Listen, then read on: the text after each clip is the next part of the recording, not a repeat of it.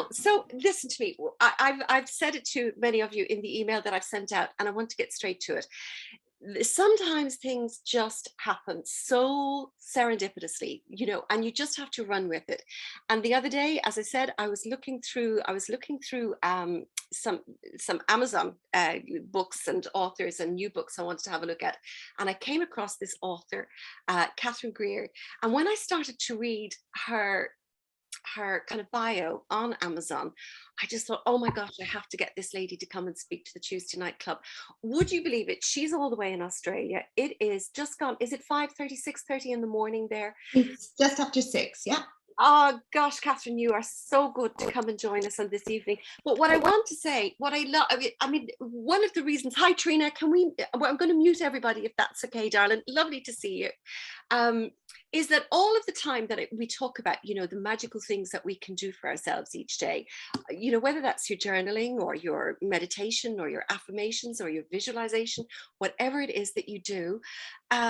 One of the things that is really beneficial to all of us, I think, and oftentimes we forget about it, and that is a little bit of inspirational reading by writers who can speak and say things that just call to your soul, that are literally what it is that you need. And oftentimes what you read in that 10 minutes is exactly the right thing that you need, and may call it during the day, and it comes back to you at exactly the right point.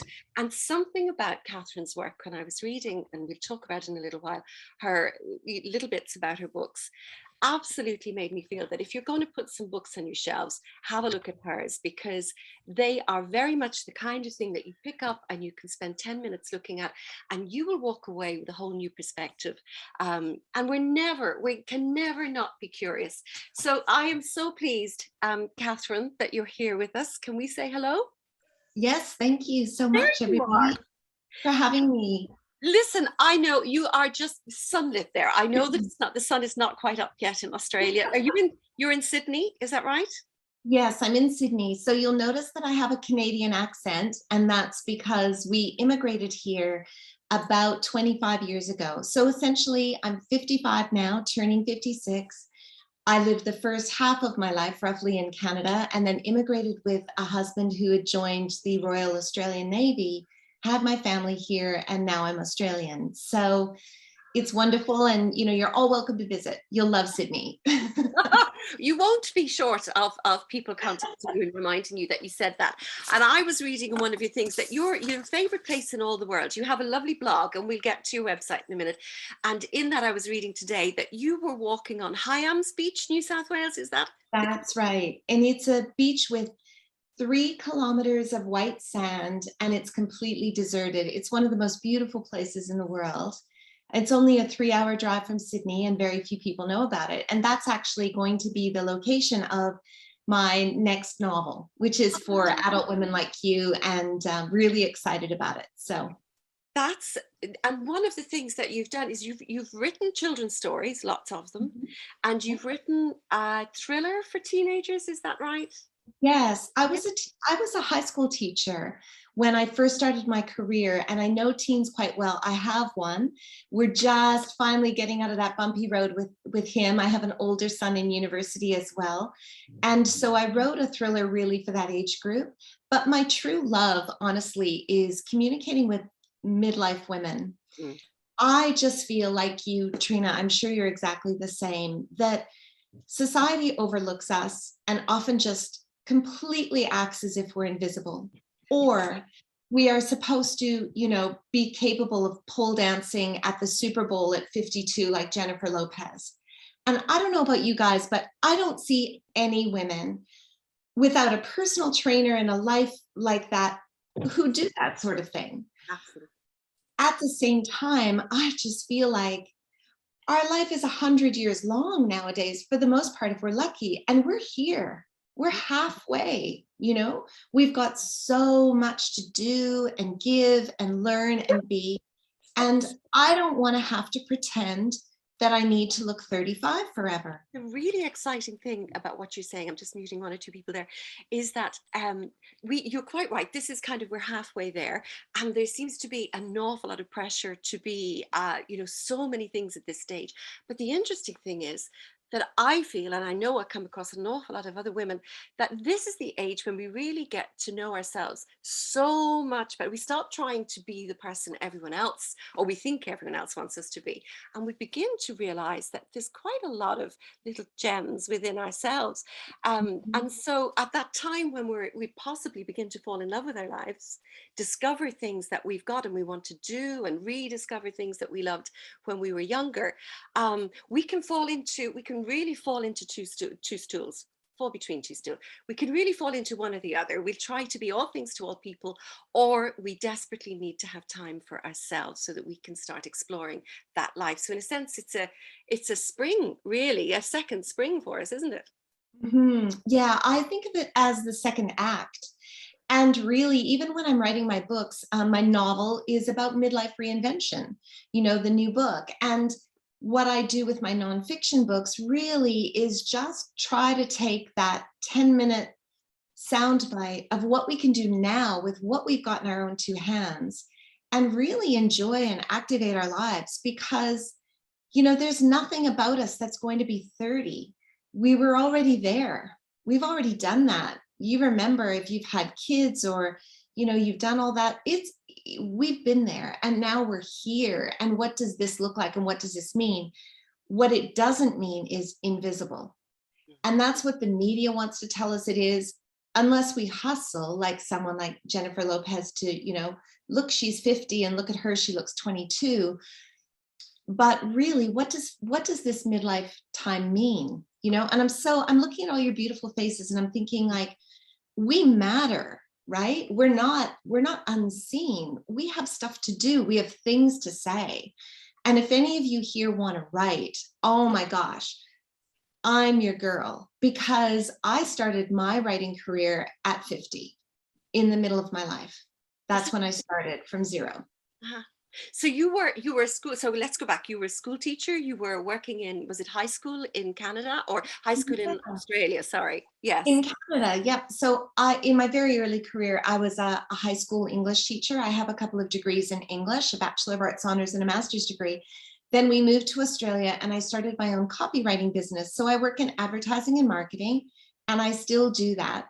A lot of people don't know, but being an author, it's really hard to actually make a living from it. So it is mainly a passion project for most people who are writing. So I have that corporate copywriting business, but I also teach new writers every now and then in an online course to write their own books. And then I write my books. So yeah, that's mainly what I do now, but that's the trajectory. And I love that you said, mostly it's women in midlife who begin writing. I just want to go back quickly, though, to one thing you said earlier, when you say that we have come to an age where we are, we can be treated as though we're invisible. I sometimes think that we are almost supposed to be, or we imagine that we are. And really the reason I'm saying that is that I can remember once coming across a lady who, I've mentioned this story before, my daughter held the door open for her in a shop. And this older lady breezed through the door, walked straight on, and completely ignored my daughter. And she went on to do a few things, whatever it was in the store. And then later I came across her and she said something. And I said, I'm sorry, what did you say? And she said, I was just talking to myself. She said, I might as well. Nobody listens to me. Nobody sees me at this stage of my life. And for a minute, I was going to let it go. And then I thought, well, firstly, I've just asked you, were you okay? And I said, my daughter actually held the door open for you when you came into this store earlier, and you walked straight past her, and she was invisible to you.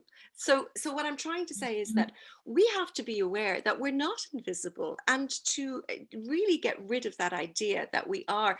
I know that we think that we are treated that way, and we spot those things from, maybe being ignored or whatever in a supermarket while somebody far more gorgeous walks ahead of us or whatever. But we have to make ourselves visible and accept that we are. I think that's the first step. And so. Oh, sorry. No, go ahead. So excited to talk to you. Part of it too is about finding your voice, and whether or not, like, give me a little wave. Is anybody interested in writing at all? Has anybody thought of that? Good. I can see quite a few hands. That's great. Part of it is about finding your voice. Part of it is about even just living your life beautifully for you. appreciating what you have. And sometimes I really go back to basics and I think, I had a very poor family, not so much when I was growing up, but when they started way back when. And, running water was a miracle for my mother, who was trying to wash nappies or diapers for 6 kids, those sorts of things. And I think we have so much now that we don't even notice and appreciate. So part of what I like to do is really focus people on, you're right, Trina, appreciating what they have and using what they have in their own 2 hands, just a little step every day, taking you forward toward this goal to who you want to be and what you want to do. It is super easy to drink coffee out of a mug you hate. None of us need to do that. It's such a better experience to grab what you love. Yes, absolutely. Couldn't agree with you more. Use the good stuff, wear the best clothes, do all that kind of thing. I agree with you entirely. Absolutely. So when I took a look at my nonfiction books, and I really don't want you guys to feel like this is an advertisement to you, it's absolutely not. But at the same time, I can promise you quick little bites of inspiration. When I wrote the 10-minute fix, this book really was about sound bites of practical things we can do right now to make us feel better. You know how sometimes you just don't feel great. So every little chapter is like a 3 to 4 minute read maximum, where you get this little hint of inspiration. And for you women who want to write, whether you want to write novels or nonfiction, if you want to do nonfiction, this book is a really nice style because it's easy to create. So for you to think about your own writing journey, starting with small snippets of ideas, rather than thinking you have to create this huge, big monster of a manuscript, can be really helpful too. That's a wonderful idea, because we've thought every now and then, even just short diaries each day or whatever else. Yeah. So what kind of subjects do you think people want to consider if they were writing a book? Oh, this is so fantastic. Really, it's just about who you are. So there is a market for anything you want to write, as long as I think you're writing from the heart. And of course, now independent publishing, indie publishing makes this really possible. And if you did go down that track, instead of finding a traditional publisher, so for my fiction, I work with Penguin Books and other major publishers. But if you want to go down that track of doing indie publishing, it's about as difficult as using technology is today. So if you can handle Zoom quite easily, maybe you have a website, or you know how to use your computer reasonably well, it's pretty easy to do that sort of thing. It's very accessible nowadays. So it's not out of reach for you to just get started. I love that you said that, because so often you hear of people, even as young as 55, saying that they're too old to learn something new. They're too old to learn how to use Zoom or whatever else. That somehow it's not for them. And so obviously we have to keep learning. And also, too, the other thing that I love to do is I use YouTube when I don't know something. I mean, you can learn anything on YouTube. Right now, we could all start line dancing. We could learn to knit, right? We could do anything, and it's all free and it's all there for us. You just have to be interested in things.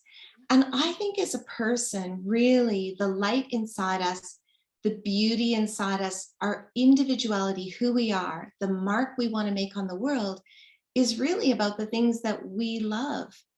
And they're so different for every one of you. I know I'm looking at your faces thinking, if I were with you or having tea right now, I would find out who you are and what makes you tick. I love baking. I absolutely love it. So I was interested in the recipe. Baking and writing, and I love beauty in the world. I love walking in nature. I'm a shocking gardener, terrible at it, but probably some of you love it. But, so there are things that we have, and those are the topics for your book. So it's whatever keeps coming to you, and coming to you. And it could be like with this little book, The 10-Minute Fix, it's really a collection of so many good ideas, 100 of them. And that's another way to look at how you might want to start a writing project, is collect your interests, collect your good ideas, especially for someone like you, Trina, because you do this sort of work. I could really see you doing a project like that. I'd love to. We have a plan, Trisha Hennessy and myself, at the moment to do a gourmet and kind of goddessy kind of thing. So hopefully we'll get that going. But that's why I'm so glad you're here, because you are the inspiration for others. And one of your chapters in Small Steps, I think, are perfect. You have it's titled Oreos, for example. Is there a story behind Oreos? There is. Oh my gosh. So yeah, and you're talking about this book. I'll just show you the cover. It's the one with the green leaves on it. Green, and because I talk about us being green and growing.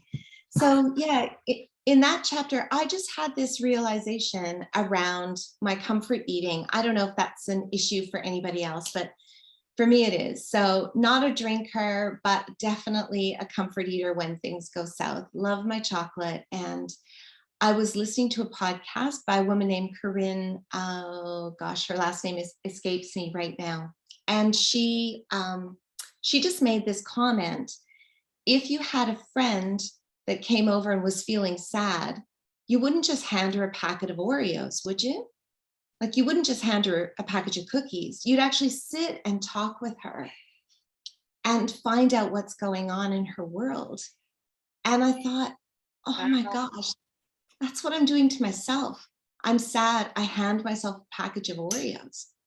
Like, think about that. I would never do that to any of you, ever. Just not even talk to you, just hand you the Oreos. There you go, you're sad. Just have this. But I did it to me. And I know I'm so emotional about that. Think about that. I do that to me all the time. I would never do it to you. I would say you are not alone in having just said that. I've never, ever, ever thought of it in that way, Catherine. And that alone, certainly to our listeners here, and this is going out, is something that nobody's ever really thought about before. That's a beautiful comment that you've made. And that's part of your book, Small Steps Are Perfect. That is, I mean, that's the kind of thing, if you read for 10 minutes in the morning, can change the whole shape of your life. Mm-hmm. Absolutely. It's true. It's true. And people have so many good ideas. It's beautiful to talk about them. I think that that's a key one, because so many of us comfort eat. That's right. Well, yes, but I'm jumping here, and I'm sorry for that, because you've got so much I want to hear about. But what you've just said there, in a sense, that even that 10-minute thought, that simple, story around Oreos and how we use them as we do, or something similar. If you are a writer, when you have thoughts like that, the first step really is a daily journaling, isn't it? Mm-hmm. And perhaps discovering that you were a writer and you didn't realize you were. Absolutely. So the first thing that I would recommend is a journal, if you want to have a journal, or just a simple notebook. It's so funny. I love these ones, and I think everybody can get them all over the world. I don't know. They're just a spiral notebook. Yeah. But if you really want to write, the very first step is to do two things. One, every time you have an idea, write it down in your little notebook or jot it into your phone. And you don't have to write a lot, but just a little. And the second thing I want you to think about is, what is the title of the book that you would write? What is the title? So when you say something like Gourmet and Goddess, is that what you talked about? Yes, yes. Mm-hmm. That's a title that lets me know exactly what that book is going to be. It's going to be about food, but it's going to be about celebrating the inner goddess in me. Do I have it right? Is that what it's exactly right? about? Yes, yes. Yeah. So when you women are thinking about the book that you want to create, think about what would your title be? And make sure that it's not too vague, because when a title is vague, nobody knows what's inside that book. So if it's nonfiction, you really want to make it clear to the reader what they're getting. And it's fun to have that play, and it'll iterate over time. But that's where I begin, those two things. Jot the ideas down. Think of your title. Okay. And do you collaborate with others when you are writing, or do you prefer to work alone? Well, I don't collaborate with other people. I think, still a mom. I've got two young adults at home and my husband here. I'm busy. So no, I do write on my own, but I think collaboration can be a great idea, to be honest. And a lot of people are now collaborating. So that's another thing. If you have a partnership that's really strong and it's stable, I think it could be a lot of fun. Well, tell me, you've mentioned there that you're a busy mom. So how do you, I mean, you have first of all got to make space before you do something, and then you have to commit to it. But how does your day shape up to, so that you can, make sure there is time for writing? Because so many Yeah. people will say, oh, I've no time. I have a great idea. I'd love to do it one day when I get time. Someday I might. What would you say? I mean, how do you, give me your example, if that's okay. Well, I think to get motivated, really, you actually do have to have the desire to move yourself forward into that thing. A lot of people say they want to do something and never get to it. I think one of my strengths is that I am such a quick fix person.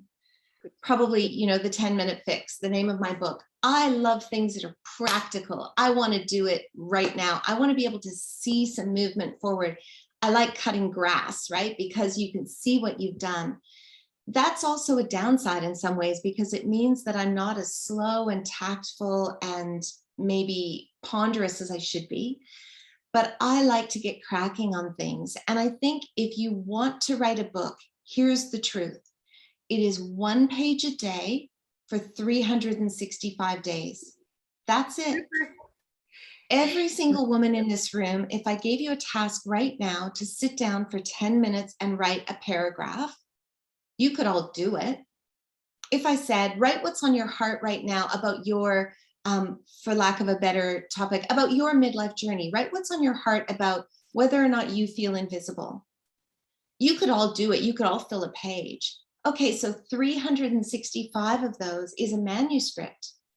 There you go. It may not be a great manuscript, but then you can start to revise it. So really, yes, I'm busy, but also I think you can set an allotted time every day. Let's say you take 30 minutes, 5 days a week. That's doable for all of us. I think another hard truth probably that we don't like to hear is we do have time.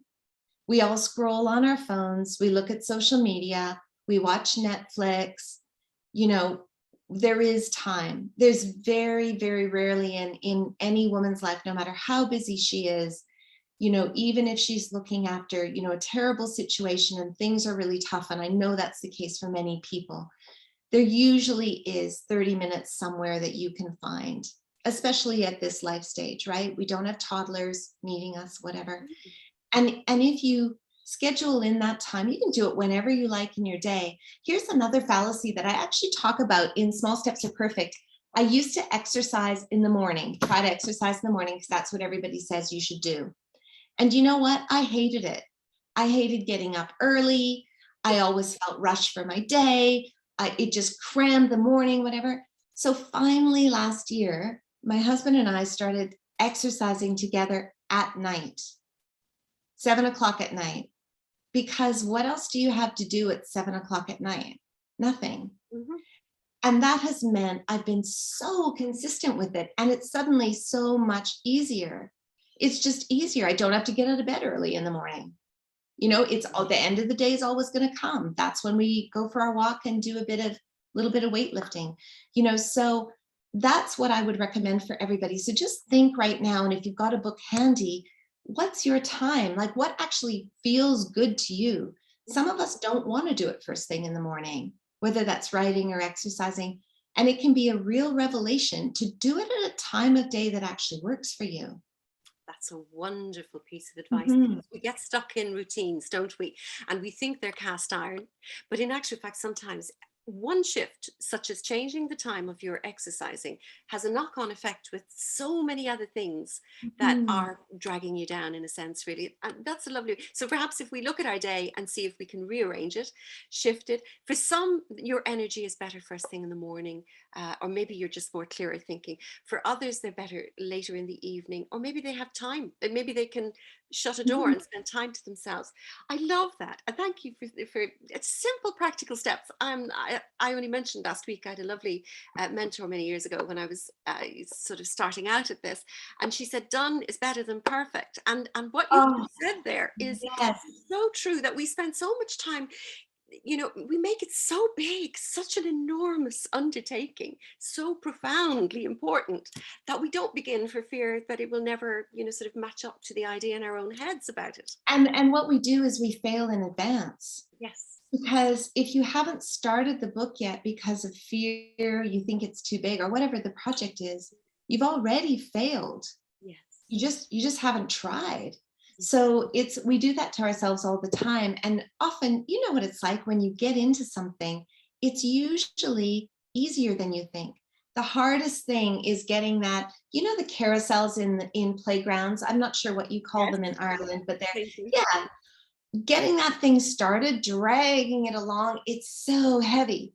But once it's moving and it's got its momentum, you know, it's simple to just hop on and keep going. I think that's a wonderful idea, and I also think that once you take, as you quite rightly said, in that once you take steps at all, you know, anything in the direction, even if it's just to go into a Mhm. stationery shop and buy the notebooks, you're already making that Absolutely. commitment, aren't you, to that. And the other thing I wanted to say as well, and I've come across it quite often with very busy people when it comes to writing, is you could be out having a walk, a great idea strikes you, and by the time you come home, it's gone, or it's not such a great idea Mhm. anymore. So your app on your phone, your voice memo on your Oh, phone is a gift, isn't it? Yeah. and you know what? If you guys, this is like a little bit of tech because as women, we have to tell ourselves we love tech. Hmm. I don't love tech, but I'm trying to tell myself I love tech. I love it. You know, you get your brain going in that direction. There's a Microsoft Word app, the same Microsoft Word you use on your computer, and the voice recognition on that app. I'm not sure how it's going to be for an Irish accent, but for a Canadian accent, it works so well. You can just hold that thing down. You could have a whole page of writing done just while you're walking your dog. Isn't that super? So Hmm. when you think back on your mum and six children and no Oh, hot water, I mean, and this is available to us, and we still say we can't do what we want to do and we can't meet our dreams. yeah. Tell me a little about yourself, because you know, writers have sort of interesting sort of things that perhaps point them in the direction that writing is for them. Uh, as a child, did you read early? What kind of books did you read? Well, I was the youngest of six children, so I was playing catch up my whole life. I had to learn to read because everybody else could read. So yeah, I did. And also I loved walking a lot. I still do. It's interesting. So I have a website called Love Our Age, loveourage.com, and I send out a weekly inspiration email, and honestly, it's beautiful. So hop there after this and sign up if you want to.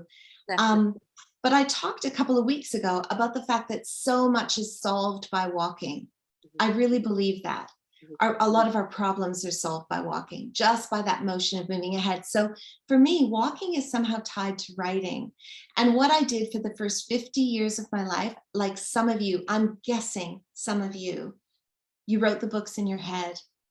You pretended you were the character. If it's a novel that you're thinking of writing, you pretended you were the character. You could just see it all playing out in your mind as a movie. You might have even spoken the words to yourself, or you're writing in your head as you're walking. You're thinking about the book, but I never let myself put it down. Then finally, in the middle of my life, I felt like a cicada, which is a big Aussie insect. I don't know if you guys have got them there. You make a lot of noise. Yeah, make a lot of noise. And I just felt like I was going to burst out of my shell if I didn't do something with this. It was just there simmering. And I thought, stuff it. If I fail, if it's terrible, if I get 1-star reviews, if I never get a publishing deal, I have to do this. I have to make this thing. So it got to the point where it just bubbled out of me, and it was time. I just had to, regardless. I And, love yeah, I what think what is you anybody feeling that way, I know. Come on, because what you're actually talking about is that lovely poem, you know, and the day came when she took the risk to remain tight in the bud was more painful than the risk to bloom, basically. And that's really what you're describing. I'm sure, has anybody here got any questions for Catherine? And I just want to say, by the way, Catherine has a prize of her 2 beautiful books for one of our members here this evening. And we're going to ask a question in a little while. And so if you pop the answers into the chat box, that would be great. Look at those. No, And do you know that they just go, I want to hold them. I think there's a lovely, can I ask you quickly too, did you design the cover? No, I work with a beautiful cover designer here in Australia, Yeah. and but I love the feather, and I see feathers everywhere. So the feather on the 10-minute fix, a lot of women say, oh, it's special to them, or well, it is spiritual reasons, I guess. I quite agree. And we have the lovely Susie Woods here later, who's going to be bringing angel messages to us. That happens just before we close, and we're really looking forward to seeing what she's got for us. I want to see who's got Ruby has no camera and has tech issues. Ruby, I'm sorry. She's listening to you. Okay, Ruby, I see what's happening. You're listening and you're loving Catherine's books. That is absolutely lovely. Trina says that Trisha Hennessy and I should write that book. Thank you, Trina Hanlon. Love the carousel idea. Isn't it a good image? You're absolutely right. Teresa Alford, I subscribed to Catherine's blog last night. Good for you. Oh, yeah, that's lovely. Super, Teresa. Thank you for doing that. So in a little while, we'll ask that question. Remember this. But those of you who are interested, even if it's simply, that you wrote little poems when you were little, or you catch yourself when you're reading, when you see a beautifully crafted sentence or paragraph, what are any of you, how many people here, just say I am, if you're interested in writing, or if that's something that you do as a pastime. Anybody there? Let's have a little look. Okay, lovely. Ruby, thank you. That's lovely. Sarah, I think that you have a book in you, actually. That's lovely to see from you. Anybody else there? One or two. You see, you're all very shy now, but when you have to go on late when you launch your book and Ryan Tubridy asks you, how did you begin? You're going to have to remember this evening that it was thanks to Catherine Greer and her conversation on the Tuesday Night Club that brought you to this book. So let's have a look. If you really do want to write, you have to begin by seeing yourself as a writer. And one of the things, Catherine, I believe, is that we don't own our talents and our gifts. We think that it's only when a book is published that we are a writer. We think it's only when we record an album that we're a singer. But we are all writers, all singers, all gifted. I think about this all the time. If we were sitting in a kindergarten class and we were all our 5-year-old selves, so just take a moment and imagine the little girl you were. You're 5 years old, you're sitting on the floor, crisscross applesauce, your legs crossed, the teacher's in front of you, and she says, who's a singer? Who can sing? We'd be all, who can dance? We'd be all, right? Who can write a story? Everybody would be, we know that we can do those things. Honor the little girl in you. What did that little girl want to do? She could do anything. Before the world started to tell her that she couldn't, she could do everything. I sometimes think about that little Catherine, and I think, oh, I'd just love to go back and put my arms around you and whisper to you, I've got you. I'm going to be a big adult. I'm going to protect you. I'm going to help you. I'm going to give you the resources you need. I'm going to treat you to all the things you love. I'm going to treat you to what you love. I see you. We forget to do that. Absolutely do. And she or he is always there inside, always waiting to be recognized. And then we keep denying that child with all of that excitement and curiosity and adventure. We say you're not perfect enough. We say you're not beautiful enough. You're not talented enough. You're not smart enough. You're not rich enough. You're not fast enough. And now we all say, and you're just too old.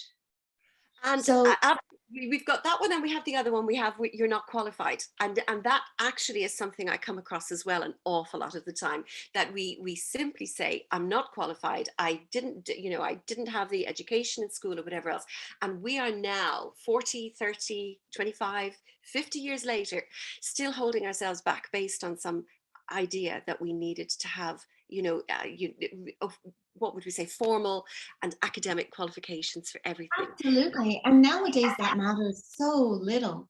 The world is completely different. And anything, I mean, none of us need to know how to do chemistry. Doesn't matter. We don't even need to know how to write an essay. Doesn't really matter at all. And anything that we want to learn about any aspect of whatever it is the dream is in your heart, because it won't be writing for everybody here, but I know if you're a human being, there's something in there just wanting to get out. What is it? Do you want to start your own small business, or do you want to write a book, or do you, whatever it is that you want to do? And it may only be things for yourself. You may want to just learn to play the piano better or whatever. Those things don't need qualifications or even teachers. You've got everything free online, and you've got some time. Well, you've got a course that you have online. It's one that a budding writer or somebody who wants to bring their book into the public to publish it. Your course is available. Can I ask you what is the name of your course? Where can it be got So into? what I actually offer a nonfiction boot camp. So a course that's run over 5 weeks, about a couple of times a year. I don't have enrollment available now, so I haven't even really thought about it when I'm going to run it next. But essentially, I meet with women for 5 weeks for 3 hours at a time, where you actually start planning and writing your nonfiction book in the class. So it's not come and listen to me for infotainment and then go away and do your own thing. It's actually come sit with me and let's step through this thing step by step. Let's plan the outline for the book. Let's get the first 3 chapters written in my class so that you really know what you're doing. I think it needs to be practical and hands-on. It's very immersive. So if you're going to sign up for this boot camp, you're not leaving without having certainly the bones, if not quite a bit of structure of that book together by the end of it. Absolutely. So I'll let you know when I plan to run it again, maybe mid-year. And if your people want to take a look, absolutely, I'd love to see you there. That just learning to put sentences together is really valuable for almost every area that you're talking about, not just if you want to write a book, because as you said there, if you want to set up your own jewelry making business, your own flower arrangement business, your dog grooming business, whatever it is that you want to do, you have to be able to, particularly now because we are, because social media is so big, websites have to be built, and it costs a fortune to have somebody to come in. And I know you're a copywriter, you work in that area, but to even be able to express to a copywriter what it is that you want to say, you have to have some idea. So it's a good idea to practice your writing skills anyway. Is that am I right in that? Absolutely right. I think I'm getting a bit of feedback and I'm not sure why. It might be the internet's a little bit unstable, but yes. And I think to remember, if women do want to start a website and start their business, all of that is so much easier now than it ever has been before. So I use Squarespace for all my websites. So if you take a look at loveourage.com, that's where my blog is and everything. Again, not an advertisement, but just to tell you, if you want to start that jewelry business or whatever, Squarespace has all of these beautiful templates.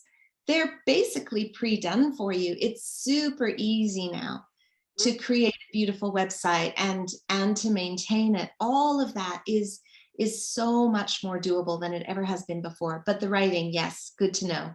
It is good to know. And let's go back to some of the questions. And we've got some I ams. Thank you. Teresa, Ruby is an I am. Sarah is an I am. Kath, you are an I am. Emer, yes, I did a writing course a long time ago. May revisit it again. Yes, Emer. That's actually tonight's the prompt. Go take it. That's a message now coming to you from the universe. Elizabeth Young, I know, Elizabeth, you do enjoy writing, but you never think about publishing. And look, if you enjoy writing simply as something that you do, but however, Elizabeth, can I just say that today I published one of your pieces on our website. So you have been published. And great.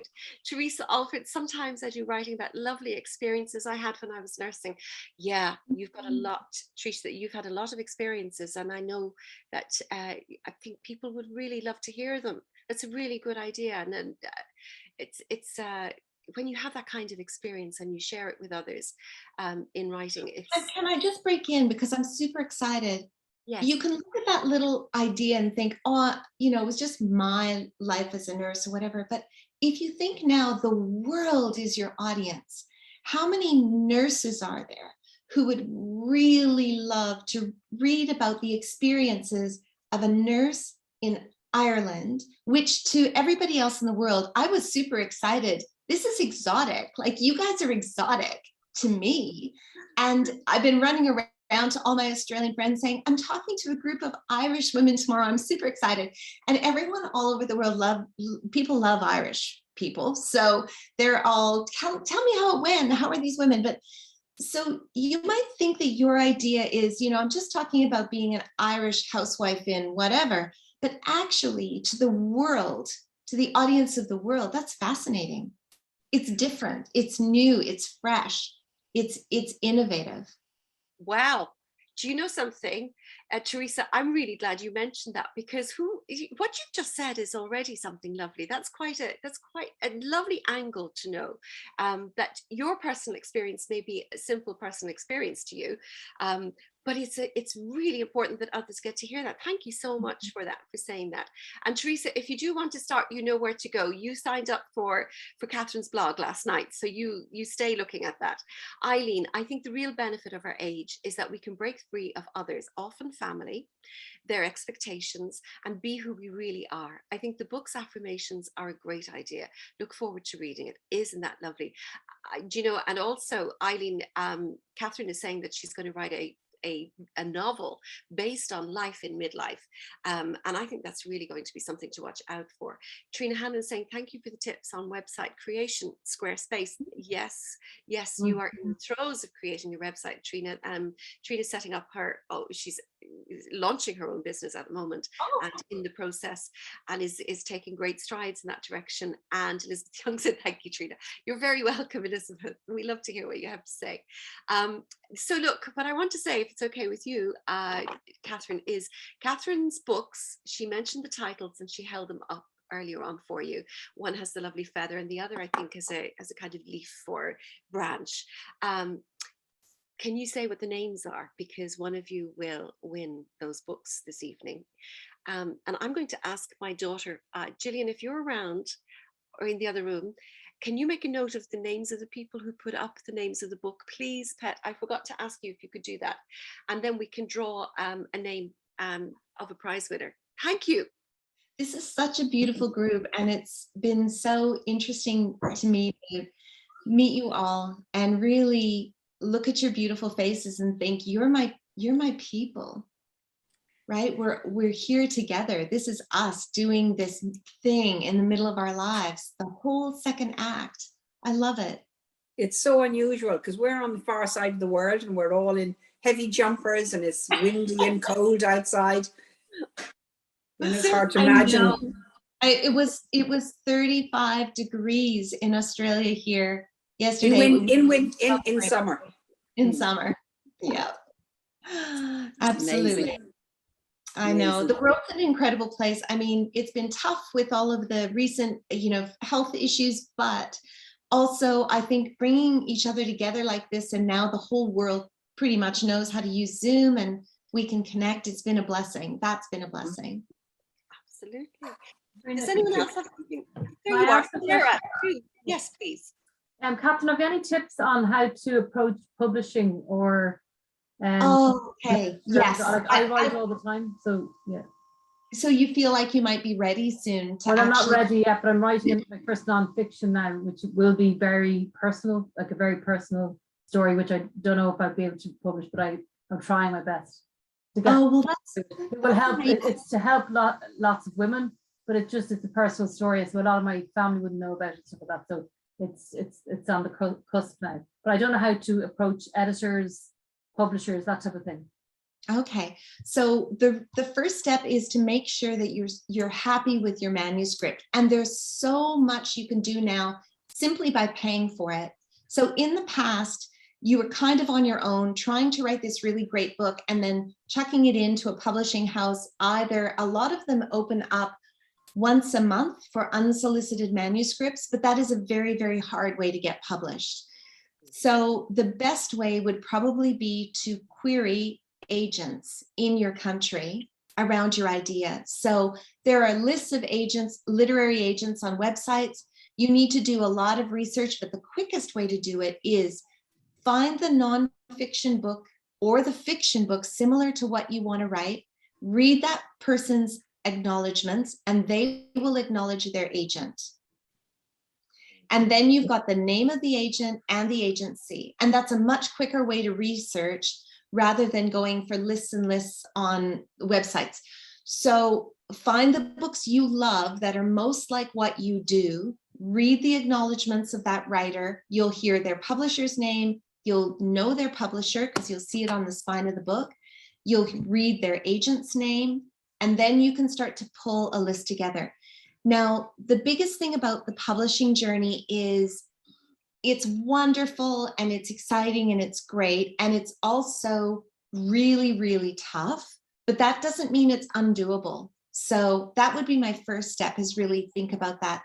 And my second step is make sure your manuscript is in the best shape that it can possibly be before you pitch it into an agent, because you have one shot with one book.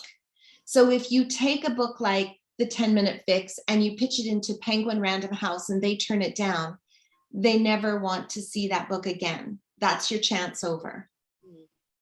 So I would really say, and to do that, it's pay to play. Nowadays, there are dozens of editors who are very, very good, who can help you for around, maybe, I'm not sure in pounds or your currency, but for around $1,200, maybe $1,000 can really pull your manuscript into shape for you.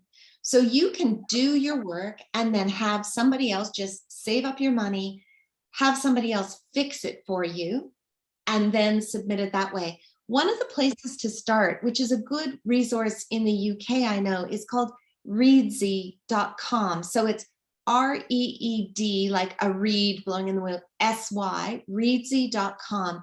They've got a lot of good free resources. They've got a lot of paid editorial resources and things, but that's a good website. And the other group that I really like and I know, and I would vet and say you could use comfortably, is a Canadian group, and they're called CascadiaAuthors.com. What I'll do is maybe I'll send this through to you, Trina, and then you can send these links in an email to your people. Should I put together a few little writing resources for your people and send them to you, and then you can... We'd love that. That would go straight up to the community page and answers a lot of questions. That would be absolutely super. Okay. Thank you. So much there already. And you know what, even one or two of the things that you've just said there has made so much sense. Especially don't send it into the publisher, take your one shot and lose it for want of maybe a little bit more care. So there's quite a number of people there who have the names of your books. I think we've all done that. If everybody's finished, we can say what it is. You know that the books are called The 10-Minute Fix and Small Steps Are Perfect by Catherine Greer. And Gillian is writing them all. Look at that. Gillian is writing them all down for us, and we're going to draw one out. But I just want to go back. Thank you, everybody who did that. That's super. My sister is really great, and I don't know whether her finger slipped or whether she's being a comedian, but she says it's the 19-minute fix. Thank you, Maura, but you're wrong. And you're not going to win. I don't care how hard you try. Eileen, everybody else. Thank you, Jennifer. Well, look, okay, so Jennifer, I'm going to go back up again because there's some questions in this. And stop me if I've forgotten. So, and a number of people saying thank you to you because what you're saying is so inspirational. 10-minute fix, Elizabeth, that's a wonderful thought. 10-minute fix and small steps. 10-minute fix, 10-minute fix. I'm sorry to go through this, but I just want to find. So Maura, come back. Delighted that you could or were willing to come online. Absolutely. So nice to get this information and giving great ideas. Yes, Maura, but it's the 10-minute fix, not the 19-minute fix. Let me see. Kat, Leslie said it too. Kat, very inspirational evening. You radiate such color and vitality, don't you just? So enjoying this evening. Thank you. And that's from Kath. Moreland, small small steps are perfect in 10-minute fix. That's correct. And Teresa says, thank you, Catherine, for taking the time to speak with us. It has been a wonderful experience listening to you. Absolutely. I could actually, Catherine, if you could come back on every so often, we'd be absolutely thrilled. And not least because you are so vibrant and beautiful, and there's a beautiful energy coming through from you. Joan Moran says, thank you, Catherine, for such a positive, inspirational talk. Jennifer, you're saying Amazon publishes for free. I'm in an Irish-British writers group, Facebook, called Free Your Inner Book. Look, some of you who are writing, have a look at that. Jennifer is saying Free Your Inner Book, a Facebook group worth looking up. Susie, thank you, Jennifer, and I will look for the Facebook on the link. Okay, Eileen. Susie says, thank you, Catherine. I'm doing illustration paintings for my non-fiction book, and it is relatively easy to publish this for the layout. That's interesting, Susie, and we'll come to you in a couple of minutes and you can tell us how that book is coming along.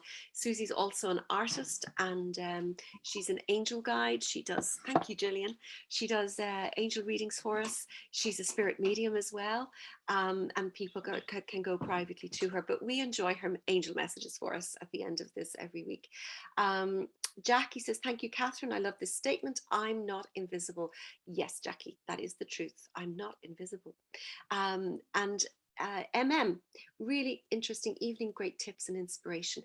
Do you know what you said earlier, Catherine? You said, we're all together in this. And you said it in such a way, I could see the smiles on the screens coming from you, because this is so important. We're not alone. Tribes, so many of us, and you said it earlier, we can be parts of groups and family groups. I think it was Eileen and some others mentioned as well, where we feel that we have to be one kind of person. They've always known us as this person, and yet we know inside that we have something that we want to bring. And very often we don't allow ourselves explore it because we feel those who know us wouldn't believe it of us, or wouldn't, perhaps wouldn't even support us in a certain way. But finding groups of people who feel the way we do, who are supportive and energetic and vibrant and interested in motivating us and encouraging us, that's really, really important, particularly if you want to go about publishing a book for yourself. Mm-hmm. Find your people. And whether it's publishing or whether it's this, I know some of the things that we can say online to each other, and the women we find miraculously online can really impact our lives and be our real tribe. Because if you look at your own community, who are your friends and how long they've been your friends, that's a wonderful thing. But actually, it's very small. And the world is a big place now. And we don't have to be who we've always been. In fact, I write about all the small dresses we have in our closets in my book. So do you have small dresses in your closet? Give me a wave if you do. Just things you need to, and those dresses, they're okay, but sometimes they represent versions of Catherine I've been that I am no longer. I'm just not that person anymore. And some of them I've kept because they were expensive, and some of them I've kept because I had a good memory in, but some of them I wanted to fit back into and I'm never going to again. All of those versions of me, wrap them up inside you, but you're a new person now. You're a different person now, and that's great. Find your tribe, find the people you love. That is so funny, because that was the other chapter I wanted to ask you about, small dresses. That is so, because we do, don't we, all of us, have the beautiful, beautiful things in the wardrobe that we loved ourselves in, and we're getting back into them, and, Yes. and I think some are there in my wardrobe for about 15, perhaps even 20 years, and I'm getting back into it. I'm just looking at some more questions here, Catherine. So one of the affirmations on that page, which I think is really important, at the end of that chapter, when I talk about small dresses, I say this to yourself. That was then, this is now. It's okay if I choose to change. It's okay to change. Yeah. Okay, so I wonder if there's anybody out there right now saying to themselves, you know what, that really is exactly what I needed to hear right now. Because this is the thing, this is when we hear someone say something, sometimes it's exactly the thing that you needed to hear. And that's what we particularly love on the Tuesday Night Club here, is having people like you come and speak with us. And somehow something you say touches our heart. So can you read that affirmation one more time? Is it handy to get to? Yeah, it is. It is. Okay.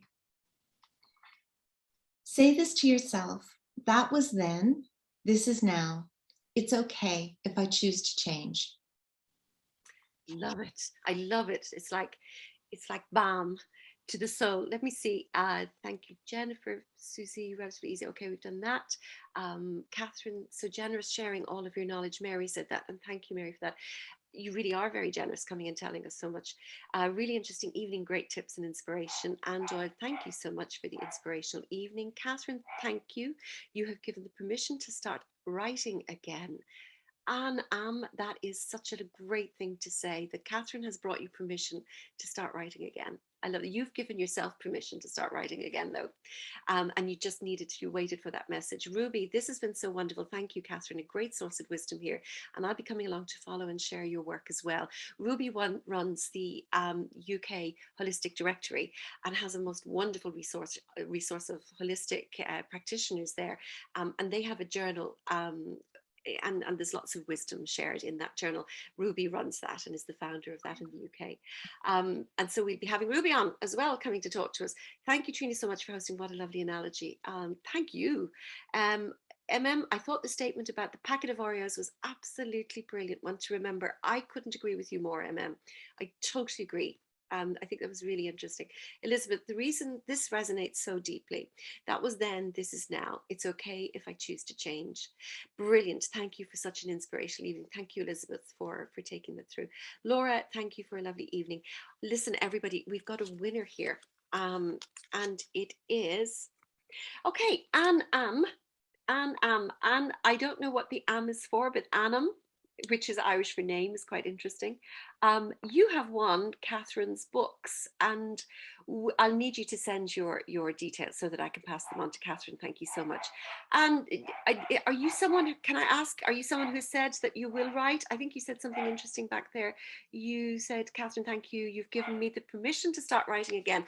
How? Now, I had no idea when I drew your name out that that not only have you been given the permission, but you've now got the inspiration in the shape of Catherine's books. And it is Anne-Marie, and you did. Yes, you did, Anne-Marie. So Anne-Marie is Annam. Thank you. Anne-Marie, thank you. That's super. Do get in touch with me and give me your details, because that's really lovely of you. Catherine, I really cannot thank you enough for coming along this evening. You've given, I mean, I know what Morgan said there earlier when she said that you are like a ray of sunshine coming through the screen, and we're here sort of wrapped in our dull colors of, well, I can speak of wintertime, but we're moving into spring. And what's interesting for you, and I was only reading today, it may have been something on Ruby's site, is that we have Imbolc, the festival, the fire festival of Imbolc tonight, and yours in Australia is Lunasa, because you're moving into these are the Celtic festivals, the 4-quarter festivals. Okay. And we have the opposite end. We had our Lunasa way back in September. So am I right? Oh yes, I am right. That's right. So you're moving into your autumn. Sorry. Yes. Yeah. Does it get cooler where you are? It does. Absolutely. Yeah. It does get cooler in autumn. Oh, good. And so listen, thank you so much for this. We're all going to sign up and follow you. We're looking forward to your fictional work. That's going to be something we certainly want to hear. That'll be fun. I'll let you know, and I'll definitely come back and visit again. Well, we would love that. Thank you so much, and for coming so early in the morning.